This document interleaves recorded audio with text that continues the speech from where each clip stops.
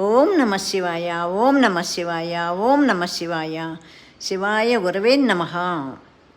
ఇంట్లో దీపారాధన చేస్తాం. అలాంటప్పుడు గుడికి వెళ్ళి పూజ చేయటం ఎందుకు అనే సందేహం చాలామందికి వస్తుంది కదా. దేవాలయంలో ఎందుకంటే మనం గుడికి వెళ్ళాలి అన్నది విషయం గురించి తెలుసుకుందాము.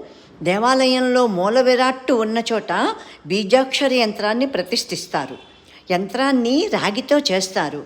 దాని మీద బీజాక్షరాలు కూడా ఉంటాయి. చక్రాలు వేసి ఉంటాయి. చక్రం బోలెడు కోణాల యొక్క కలయిక. ఒకసారి ఈ చక్రంలోకి ప్రవేశించిన ఏ శక్తి అయినా ప్రతి కోణానికి తాడనం చెందుతూ పెద్దదిగా మరింత బలమైనదిగా మారుతుంది. రాగి మంచి వాహకం. భూమి లోపల ఉండే విద్యుదయస్కాంత తరంగాల శక్తిని ఒక దగ్గరికి తీసుకురావటంలో యంత్రం గొప్పగా పనిచేస్తుంది. అందువల్ల అక్కడ శక్తి క్షేత్రం ఏర్పడుతుంది.